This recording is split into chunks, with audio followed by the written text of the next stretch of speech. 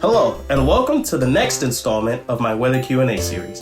My name is Jai Collins, and I am a fellow storm chaser and an aspiring field research meteorologist, which means I want to help understand what we already know about our atmosphere and expand it, so that we can better understand different weather phenomena. More specifically, I want to help the ever-evolving studies about tornadoes. My mission with these Q&A sessions is to get behind the eyes of storm chasers and see from their perspective on what each chase entails and why they do it, whether it be for the raw data to better our warning time or for the thrill seeking. This is Inside the Mind of a Storm Chaser.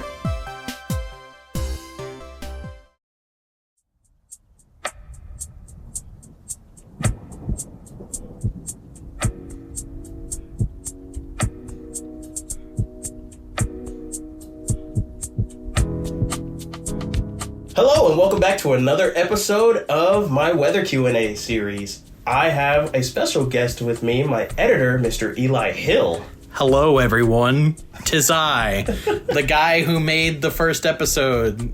Kind of part of it. I was part of it. I was the after. You were the after. Yeah, after. Yeah. I mentioned you in there. You didn't hear my luscious voice in episode 1, but you definitely get it now. Okay. Well, but we're going to do something a little different. So Mr. Eli Hill is going to be asking me some questions. Yes. As some of you may know, Mr. Jai Collins here, the Mr. Weather Chaser himself, he is the one who's asking and doing interviews with all the people, but some of you may not actually know who this man is. So it is my job as the audio editor to ask him questions, and so you guys can get to know him a little bit better. And this will kind of give him some more knowledge on...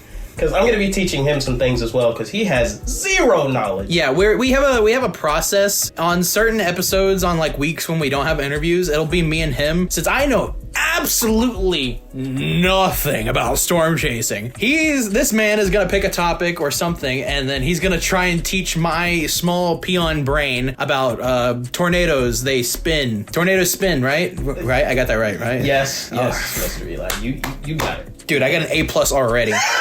A+. Okay. So technically, I'm taking the reins of the host this episode. You got it. And then you are at my mercy, Mr. Jai. That's terrifying. Yes. Utterly disastrous. Let's go into some small backstory real quick. Me and Jai have known each other since... We've known of each other since middle school, but we didn't really talk to each other until senior year of high school. And that was, what, 4 years ago? 4 years ago now. Jeez, no, it was not 4. Was it 4 years? No, it was like 3. We're very stupid as well, if you couldn't tell. So, yeah, we've known each other for a bit. I've surprisingly only recently learned that you've done storm chasing. Mm-hmm. This is not something I've known about you until after we have graduated. Not many people know about it because I tend to keep my more private life kind of a secret, and like things that I do outside of school kind of just held away. I didn't really want to talk about, my hobbies and everything, because in high school, if most of you don't know, I was in choir and I was also in theater. That's how I met Eli, was due to theater. And, throughout that, it was just, I don't know if I really want to continue down this path, because with choir, I had been doing that since, 10th grade? No, started in 10th grade and transitioned towards college. And then I was just like, I can't do this.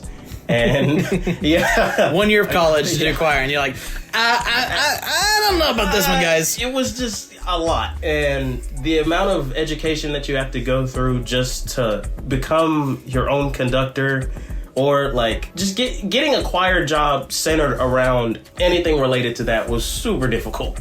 So I decided to segue back to my roots, and I went ahead and, chose storm chasing. Yeah, I mean, choir just seemed way too hard for me. I was offered to join choir in like 9th grade because my first show was in 9th grade for theater, and I was like, I love theater, but they want me to join choir, and I was like, no. And so I just stuck with theater and didn't do choir. So I probably would have met you way earlier if I did choir, but I'm not sure if we would have been as close, because choir, there are so many people in choir. But for us, we met in stage management, which is basically the theater class in our high school. And there were so few people in that class. Honestly, there were 6 guys there were 6 guys, including me and Jai, and the rest were girls. And even then, it still wasn't a lot. But I think because of that scenario and that time, we were able to bond a lot more because, you know, there wasn't a lot of guys, and the girls in stage management didn't really get our humor as much. I kind of thought we were idiots most of the time. I mean, we were. Yeah. We still are, kind of. A little bit. No, if you meet us in real life, some things might be realized really soon about how smart we are.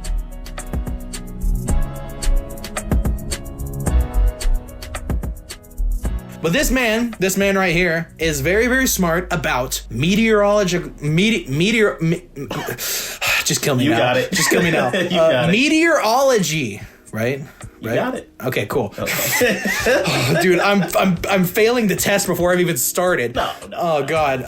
So yeah, I've got some questions. I haven't wrote any of them down. Ow. It's just off the top of my head. So I'm gonna start with the first thing. I think you asked Mr. Cole Outlaw was, how did you get started in storm chasing? Because as we just said, no one really knows that you've done this until recently. So what started this interest in chasing storms and meteorology in general? So this was way before I even transferred to the Bryan School District. Jesus.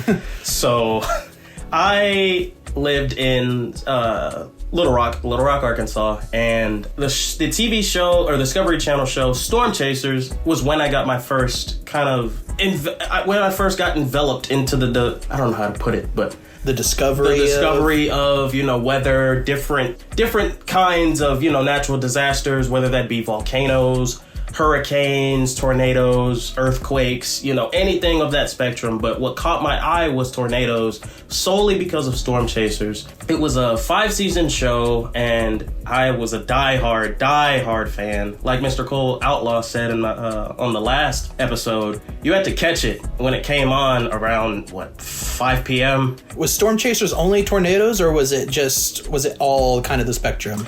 So the TV show was just tornadoes, but the term storm chasers can relate to everything. It could be monsoons, derechos, which never even heard of that. Yeah, derechos are a line of severe thunderstorms that but they move across the land, producing damaging wind gusts, sometimes tornadoes, and they just do a lot of damage. But most of the time when you hear the term storm chaser, you're gonna think tornado. So when I think about storm chasers and how you just said it envelops a lot of it, have you done any research about out of country storm chasers? I'm thinking more natural disasters. Are there for earthquakes? Are there for avalanches? Is it just all encompassing? Yeah. So in terms of storm chasing, the term can be changed to a lot. There could be, environmental chasers or volcanologists. Those are people who study volcanoes exclusively. And then there's hurricane specialists. I don't know the term for that one, but there are those people who only look in that field. They don't really too much focus on the severe weather. They focus on surface lows and things that come off the coast of Africa. There's hurricane warning centers all over the globe. And I wouldn't say I'm sure but we have had our past couple, so we just had a recently big one. And that one was a pretty, like me and Cole were saying in the last episode, that one spawned a tornado outbreak, and I think that one was the state's first tornado outbreak from a hurricane, or at least a tropical system that moved inland. So, but yeah, to sum it all up, there's a multitude or spectrum of different ways you could chase. You could do just anything. It's whatever you want to put your mind to. That's one of the things I find most interesting about this, is that something that I haven't even realized of how, if you people don't realize, this job is actually pretty important. It's pretty important in a lot of ways, of just you need people out there to see firsthand what it's doing, how bad is it, if it's even bad at all. I barely know anything about the weather. I just recently learned that percentage of rain doesn't mean the percent of it's going to happen. It means the percentage of if it's going to hit your area. It's going to rain, but it just might not hit your area. And something I just realized with Hurricane Beryl that just happened, I was going to go on a vacation at that time, and luckily I was still able to Texas. But I booked an Airbnb, and I heard of how bad this was for Texas and all the lower states and everything. So I was like, hey, I messaged them. I was like, hey, is everything all right? And they're like, no, all of the power is out to Houston. Houston had like no power for a little bit, like whole neighborhoods. Even when we went there, neighborhoods still didn't have power. So some of these things are really dangerous that a lot of people don't realize. And that's my next question I want to ask you. What's the most like unassuming thing that people don't think about, but it's actually incredibly important for people to know about this in terms of meteorology and storm chasing? So number one, like the most troublesome thing is false alarms. Those happen quite a lot. Whenever a warning is issued, you always want to heed it. Every storm that has the chance of producing a tornado doesn't always produce a tornado. We're still trying to figure out why some storms produce tornadoes and why others don't.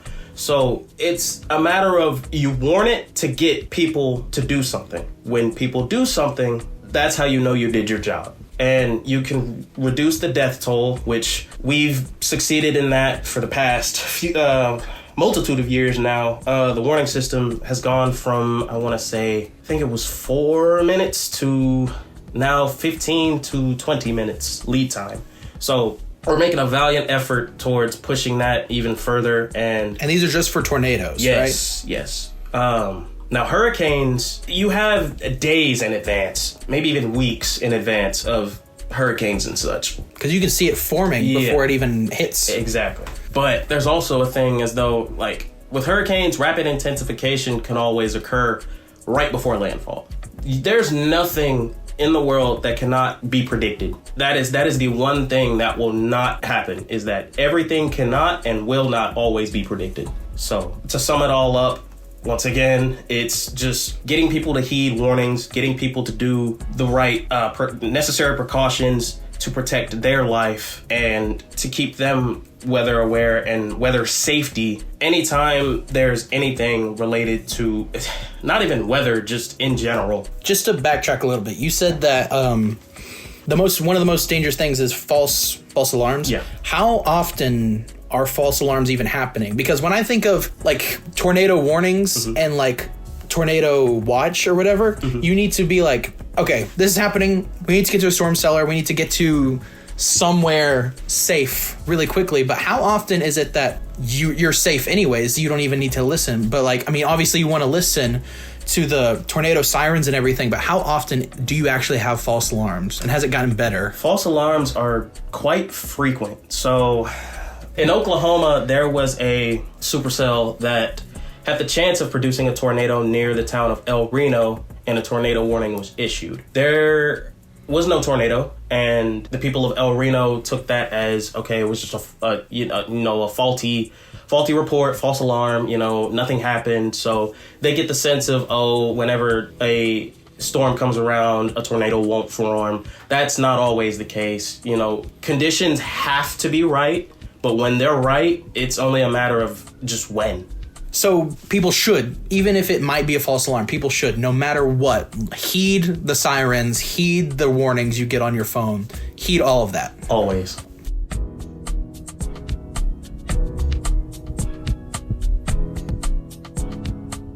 Let's move away from...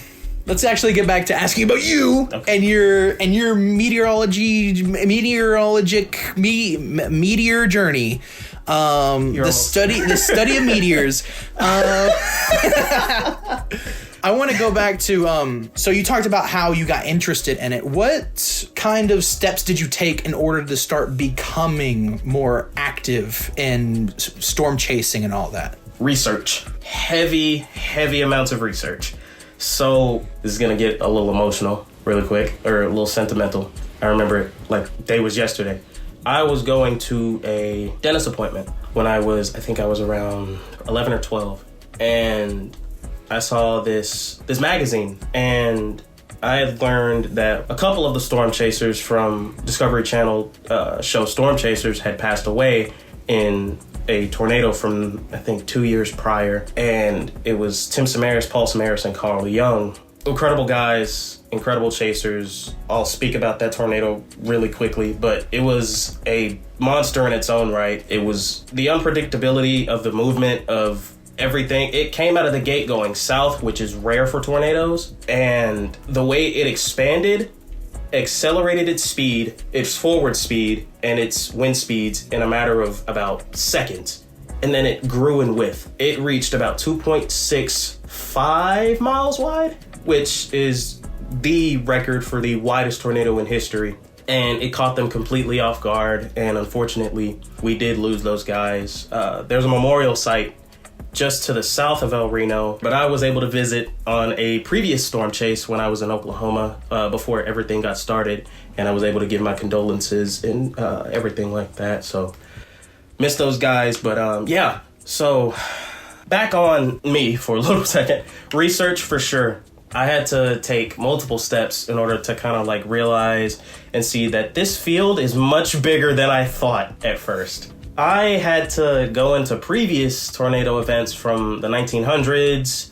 I had to look at barometric pressure reading, like how to read pressure falls, how to like look at a hodograph and like a T-skew, like just a bunch of nitty gritty. I had to learn a crap ton of the behind the scenes to discern whether I wanted to chase or not chase that specific event.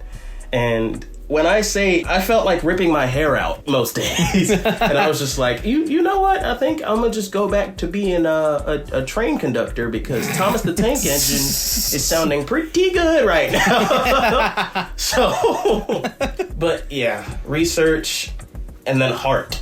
If you want to be in the field, you have to have a lot of grit, a lot of passion, and emotion.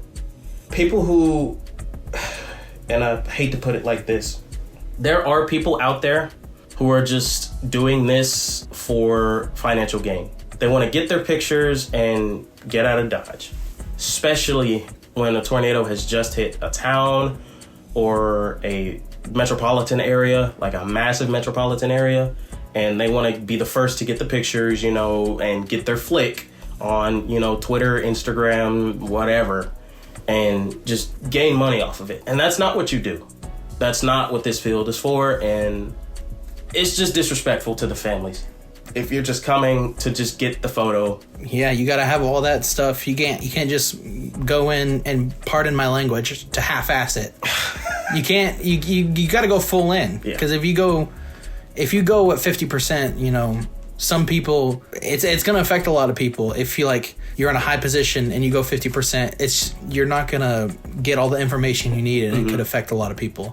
And while we're on this topic, and since, you know, getting on to a more serious question, it's kind of a two-parter. Okay. So you can answer them in the parts, or you can answer them however you want. And you don't have to answer this if you don't feel comfortable. Okay. What's been the scariest experience that you've had? And in consequence to that, do you fear sometimes for your safety and for your life and for the life of the people that you're with? So let me think back to dates. This was May 21st. We had just got done watching a severe weather event pan out, and we were getting ready to call it a night.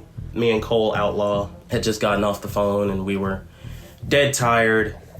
I wake up, I want to say around 11:05, and I see two supercells marching across the western portions of the state. And one was headed towards the north side of Conway. The other became more dominant, and its track shifted farther south than I thought that it would, and the track was right for my house.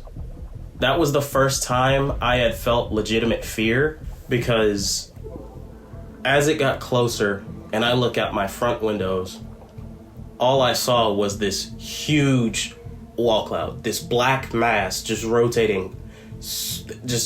I've never seen anything spin so fast than I ever thought like I would ever see, ever.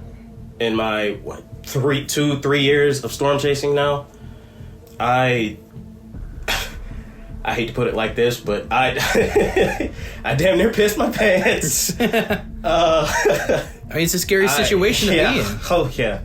And Cole had called me back, and he was like, Jai, buddy, it is a light show out here. We're getting huge hail, and I see that massive wall cloud right over your neighborhood. And I said, Cole, it's right in front of me. We got on FaceTime, and I showed him, and I kid you not,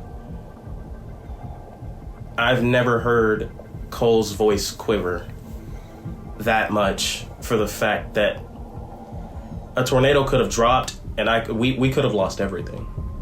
Benton and Bryant, you know, it's not a very large town, but it's a large community. Mm-hmm. Like, I think when I drove you over here, we passed a Welcome to Bryant sign at like 20,000 population. So, like, not very many people, but quite the community. Just the thought of almost losing everything.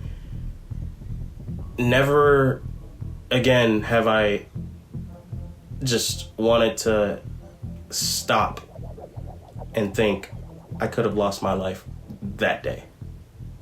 And it hits home because about 3 days before that, and I remember this so well, I had a nightmare on that day, and I woke up in a cold sweat.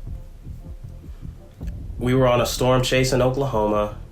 There was a massive tornado on the ground. I mean, just nothing I've ever seen, and we were caught right in its path. It picked us up and tumbled us, and the last thing I saw before the dream ended was us just heading straight for the ground.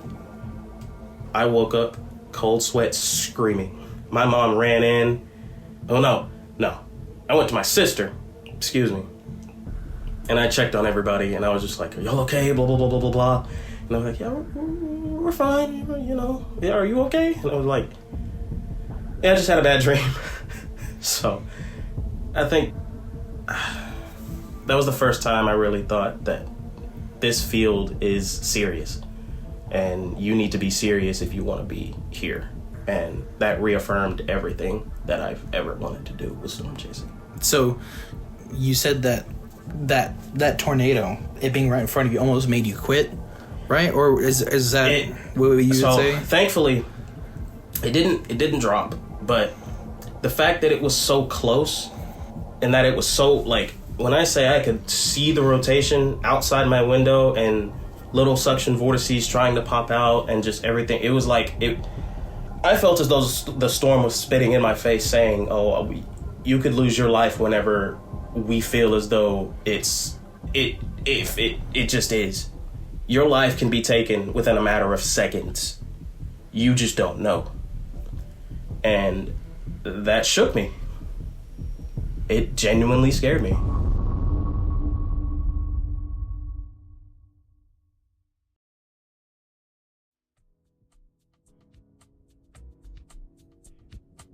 So let's kind of go back towards. I mean, I know this is very intense, very intense. Let's take a break from that, and let's go back to more of kind of your better experiences. Just be honest with me. What's the coolest thing you've ever seen while you're storm chasing? Okay, so it may shock you. It's not a tornado. That's your thing, man. I know. Spider lightning and anvil crawler lightning. So I think I know spider lightning, where it breaks off. What's anvil? Anvil crawler is you've got your storm right above you. The lightning goes from farther, and it starts, it crawls. It almost looks like it's crawling toward you. Mm-hmm. Like it breaks off and goes in different sections. It's pretty dope. I don't even know how to explain it, but it's pretty, excuse my language, it's pretty damn dope. You have to see it for yourself in order to... And if anyone wants to see it, just Google it. Because I don't think we have the footage. No, Not that. I was mesmerized. Did not have the phone out. No. I was there for the full experience. For the full experience. Unfortunate, but that's what I do. As I go for the experience and also to help people. To help people. Well, you go to help people, and so far, you've been pretty recognized. You are a storm spotter for NWS Little Rock. 2 questions. Okay. Since I know nothing about storm chasing, what is a storm spotter? So, a storm spotter, see, again, this ties back into storm chaser, but it's in its own category. So a storm spotter, you can get, I'm going to educate you guys. It's super easy, unfortunately. There's a storm. There's a storm, you report it. Get a paycheck. And not even a paycheck. You report it and you send it to the National Weather Service, and they review it, but they also match with other storm reports. So if they only see one tornado report, they're going to be like, okay, we need to see a couple more. Or if there's large hail, which hail isn't too much of an issue because you can kind of track the size of hail a little bit by the how bright the colors are of the reflectivity core, which reflectivity core that goes into the whole different thing with radar, and I won't get into it, but rain, hail, and snow are all centered in reflectivity or precipitation. The heavier the precipitation, the higher the colors. So basically, storm spotting is just you report to the National Weather Service, they review, match, and then they update their warnings and such to give better lead times and everything like that. So you're like at the beginning of the process. Pretty much. You would. So let me try and guess what you do and see see how it goes. And feel free to correct me when I am wrong. Okay. Because I will be wrong. Okay. So first in the pecking order, number 1. Okay. Storm spotter. Okay. You're like, boom, there's a storm. It's got rain. It's got big fireworks in the sky. You send off a quick text message to picture, it doesn't matter. Hotmail.com. You send that off to National Weather Service Little Rock, and they're like, whoa, dude, that's a storm. But then they gotta wait for your other brothers and sisters in the storm spotters to send more. And then I'm guessing that once they got enough reports, then they would send storm chasers out there and be like, well, you need to observe this and see if it's continuing. Or... No. So, storm... You almost had it. I thought. Storm spotters and storm chasers are the exact same. Storm spotters just have their different... It's a different name. So... I feel lied to. It's just, no. If I said it completely different, excuse me, I'm sorry. Yeah, so you're the wrong one. So, all right. My apologies, audience. Apparently, I don't know anything. Yeah, that's right. I'm secretly the storm chaser. Hey, man. Hey, I do got to take you on a storm chaser. Jai's been reading my script this whole time. So they're one and the same. They're one and the same. So, like, you would already be out there storm chasing, and then you would send it in. Yeah. Okay, so I would already have eyes or a visual on the storm and everything. I would observe characteristics, if it's tornadic, if it's elevated, which means it's a hail producer, mostly a hail producer, or outflow dominant, which means it's more so directed towards winds, strong winds and heavy rain and hail. That's what elevated really kind of is centered around. But I digress. And I just kind of observe if I see anything that might change characteristics more so towards the tornadic side. So if I see a developing bowl-shaped lowering, that's when I know, okay, the tornado is starting to take on some low-level shear, and which low-level shear is low-level winds, which is a key ingredient for tornado genesis. Yum. It's pretty much a steroid, if you will, a massive steroid for supercells. You really can't get tornadoes without it. You can. I won't even get into that. Just be petty tornadoes. Just yeah. Yeah. Petty tornadoes. Just land spouts, which that's another type of tornado. So would you so if a storm spotter is the same as a storm chaser, how did you get recognized from National Weather Service Little Rock to be like an official storm spotter chaser? This is kind of funny. Oh God. So it's not that hard to get into the storm spotter program. I mean, I could look outside right now. Hey, there's no storm. Am I a storm spotter? You go on, so please tell me it's that easy. As long as you have basic knowledge of meteorology, a car, and you take a quiz online, you literally become a storm spotter. Guys, rain has water in it. I'm a storm spotter. Actually, I think never. Yeah, that's right. I'm right, you're wrong. Sorry. What kind of questions do they ask on this quiz? Like, what kind of basic knowledge do you need to have? Like, what would you consider basic knowledge for meteorology? I swear, if it's rain has water in it, I'm gonna lose it. No. Is it dumber than that? It's okay. Please tell me it's dumber than that. Is this a tornado? Or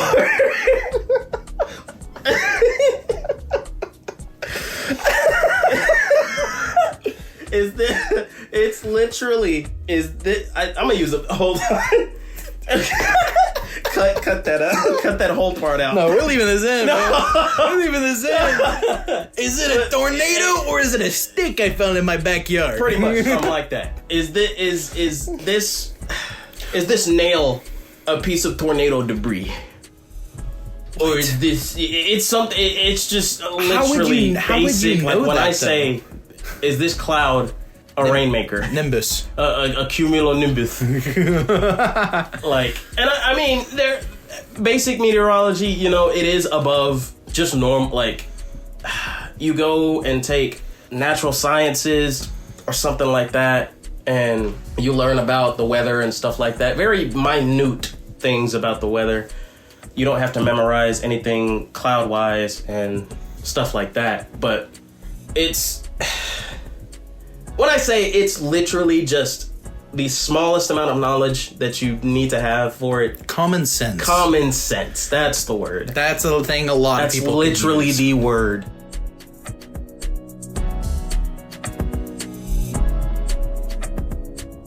I don't mean to be the bearer of bad news, but common sense is 2 words. I don't mean to be the bearer of bad news, but I don't care.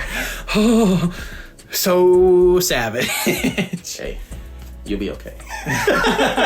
So what's your dream? If you had to like vision out a dream storm chase, what would it be? What would be in it? Who would be with you? How would it go? Number 1, of course, my buddy Cole Outlaw WX. I would love to have Zachary Hall with me. I mean, he just brings so much energy to the to each chase that he's on. Mr. Reed Timmer, he's quite the character. I'm sure most of you guys, if you're in the weather world, you know who Mr. Reed Timmer is. And that's not me. And just a very photogenic storm drops a tornado in the middle of nowhere. We're able to deploy various scientific probes. Excuse me. That's not the word for them. Barometric pressure probes, which allow us to get the data from inside a tornado. Pressure falls, wind speeds, and just other various data sets that help us understand tornadoes a little bit better. So that, and then I would love to be in the plains just once in my life. Other than Western Oklahoma, I would love to chase in Kansas. I would love to go to Nebraska or just anywhere that's flat. No trees. For the love of God. I am so sick and tired of chasing where there's trees. Hey, this is the natural state. You're gonna find trees. But God, it sucks here. You should climb a mountain. You'll get a good view. You know what? Even though that's totally very, very safe. Especially with a severe thunderstorm, without even a tornado on the ground. A literal just thunderstorm rolling over on top of a mountain. You gotta get closer to it. You know what? You gotta chase it. Chase it up there. Me poking the cloud with my finger, and I get electrocuted. Guys, I spotted the storm. Oh my goodness! It's just like Hill. But hey, you'll get a cool fractal scar. Hey, that would be dope. Okay, I'm just gonna state this right now. Do not try and get electrocuted by lightning. Please don't. I know we're talking about it like, oh, you get cool scars. Don't do that. No. That is very not safe. You remember how we were talking about common sense? Please have some and don't do what we are saying. We are joking. Fair warning, the leading cause of all weather-related deaths is lightning. So please, even though hear thunder, go indoors. Even though it's very rare to get struck by lightning? Even though it's very rare. Is that counting like lightning striking something and like a tree falling on you? Lightning caused. So like if a lightning strike happens and a tree falls, yeah, like you said, if a lightning strike happens and a tree falls over, it's counted as a lightning. I think it's counted. I would count it.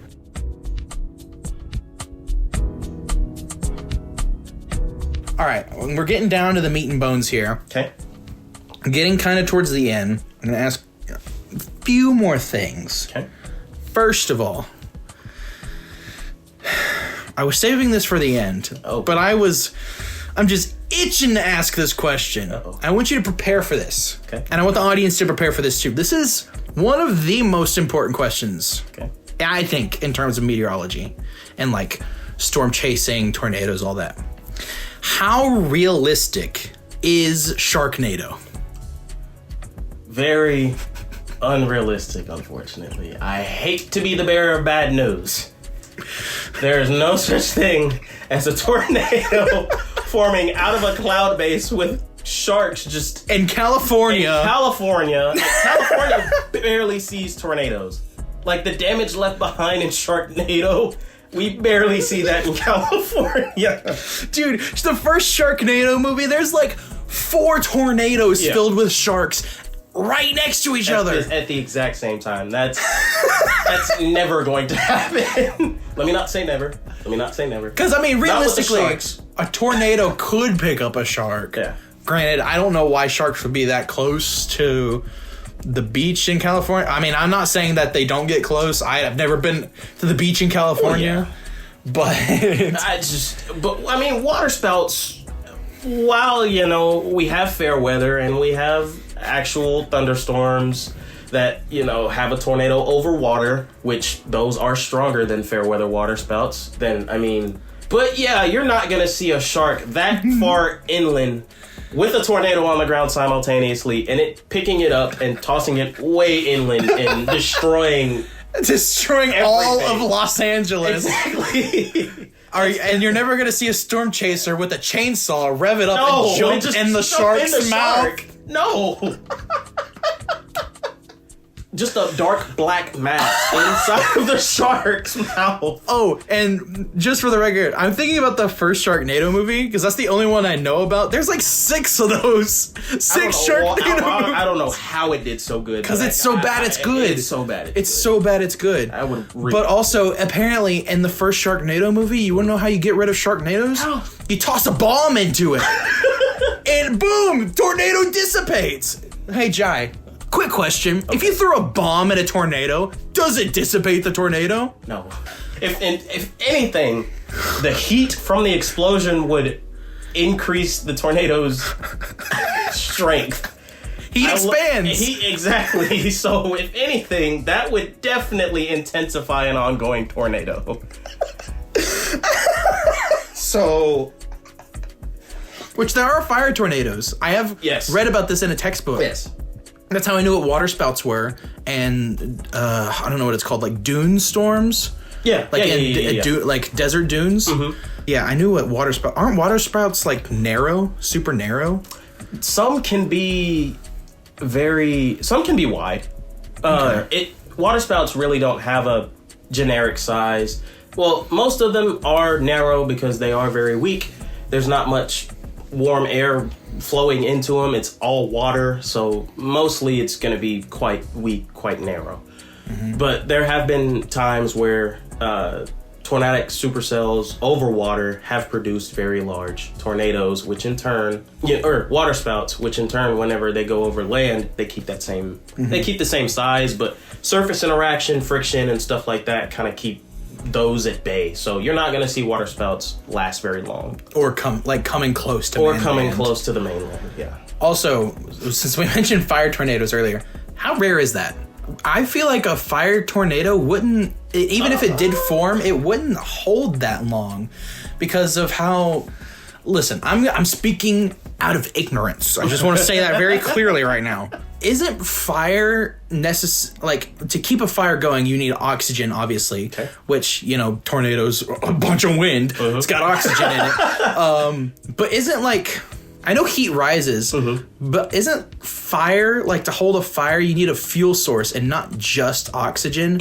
So would it not hold that long? So firenados need a source, like you said. They mostly form out of wildfires and solely wildfires. You're not going to see any type of, You're not going to get a Johnny Storm in the middle of New York. You're not going to get a literal wedge, a fire wedge in downtown Manhattan. No. But there have been times where, wildfires have happened and high winds. That's why in most fire weather cases, we have that critical state. Critical and the extreme are when firenados mostly occur, I've learned, or at least researched a little bit. I've only seen them occur in the extreme in the critical throughout my, Anyway, but sorry. Through my research of Googling. I've done a lot.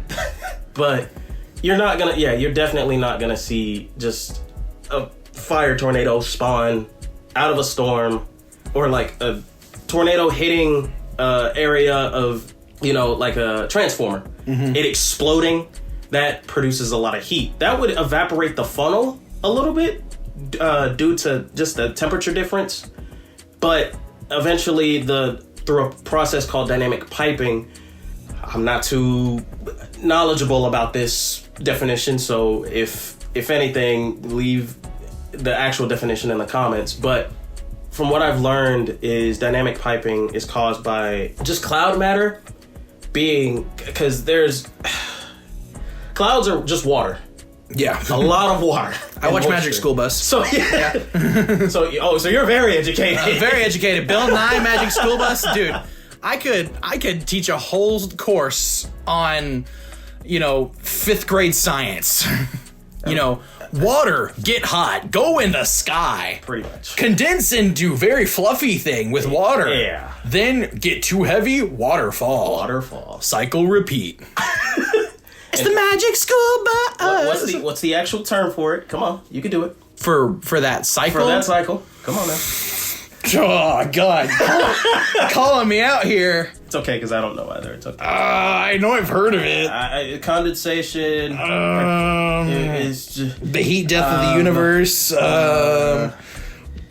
Not the science guy. Anyway, back on topic.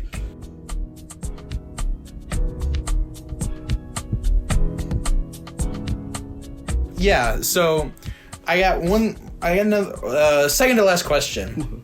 Besides tornadoes and severe thunderstorms, what would be like a natural disaster or storm in quotation marks that you would like to, firsthand experience with? And because I doubt you're going to be in like Mount Everest storm chasing an avalanche, but what would be like something you would want to be there for and like in the same kind of experience as a storm chaser? Flash floods. I've watched a couple of streams from storm chaser Reed Timmer, shout out, but I've seen multiple cases of water from maybe a monsoon season or just a heavy downpour from a severe thunderstorm, and just all that water goes down a mountain, and it just keeps going and going and going and going and going until, I mean, there's only one place for it to go. And once there's a lot of it, you can't really stop it without a dam or just something that will actually, like a creek. Mm-hmm. So flash floods and mudslides, because, well, mudslides more because, I mean, the forces at play for that are pretty dope. You need gravity, rain, heavy rain from a previous day. That's what I'm thinking. How often do mudslides occur? They're quite frequent, not here. They occur quite a lot in the mountains out east. So, like the Rocky Mountains, mm-hmm. They happen quite a lot.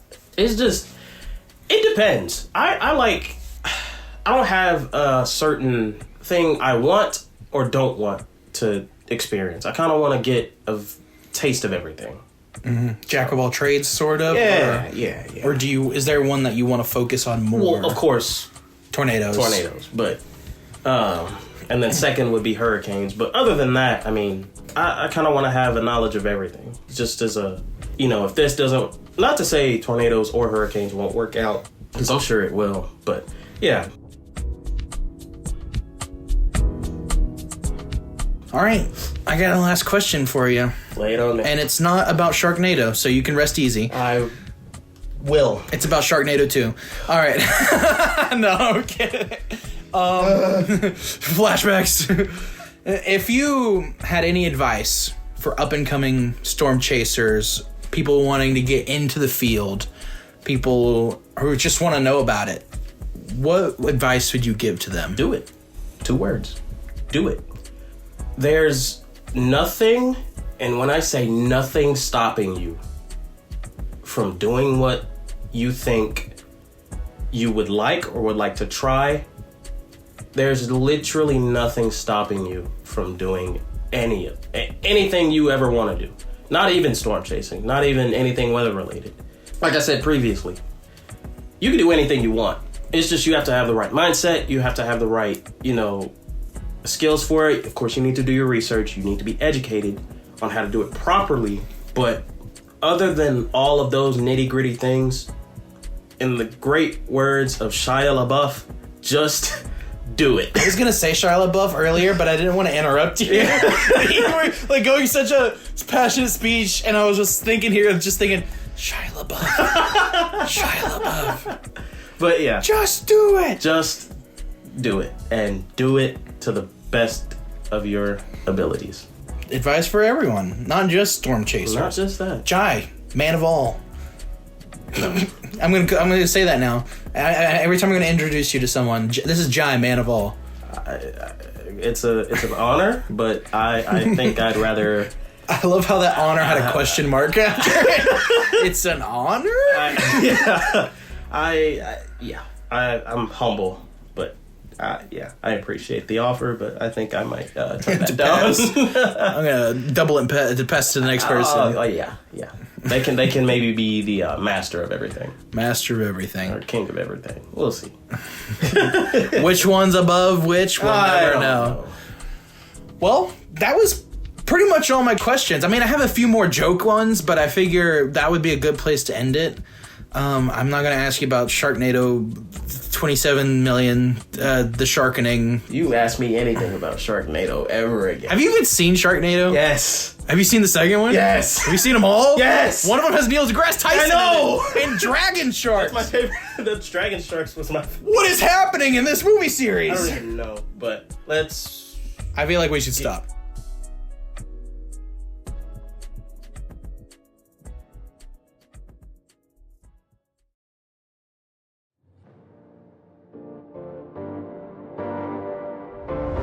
Thank you guys so much again for listening to episode 1.5. I think we're gonna just put this as. But again, thank you so much for listening in. I've seen all the feedback from the first episode, and I just want to say thank you so much. It's a huge blessing, and I want to continue doing this, whether it be just if you want a good laugh, or if you just want to learn more, or just anything related to the weather or just comedic relief. Or hear our beautiful voices. But yeah, thank you again. Y'all have a good one and stay safe. Goodbye.